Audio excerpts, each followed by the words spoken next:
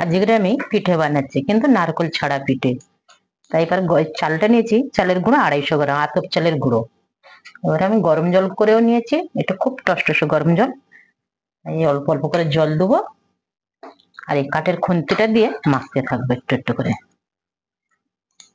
অনেকটা জল লাগবে, কেন কি এতে 2 বাটির মতো চালের গুঁড়ো আছে।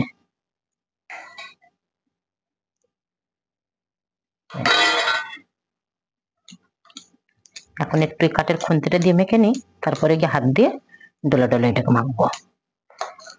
আরো জল লাগবে।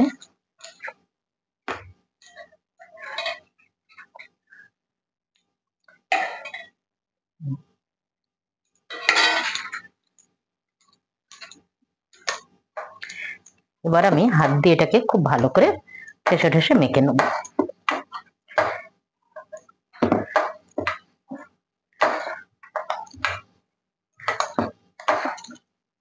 একটু যত ভালো করে মাখবে তবে একটু ভালো হয়। এটা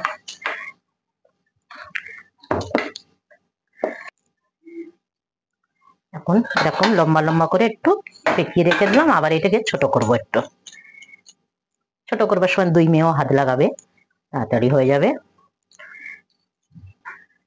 এখানে আমার দুধও ফুটিয়েছি 1 কিলো, আর এখানে আমার মুঠা পিঠেগুলো তৈরি হয়ে গেছে ছোট ছোট করে।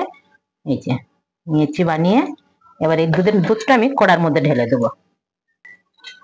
এবার আমি পিঠেগুলো দিয়ে দিচ্ছি, অল্প করে ছেড়ে দিচ্ছি।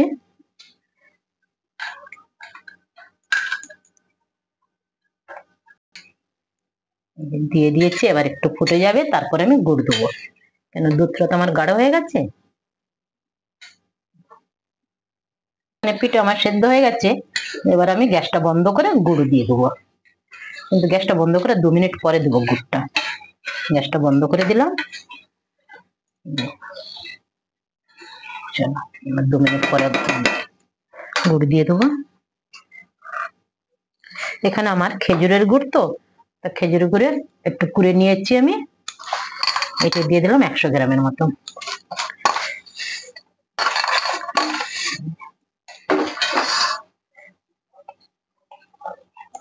নাড়তে নাড়তে গুড়টাও গলে যাবে।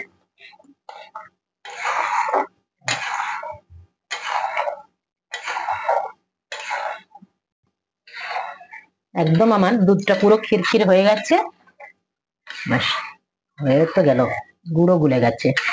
নাড়তে নাড়তে গ্যাসটা তার অন করতেই হলো নি আমার।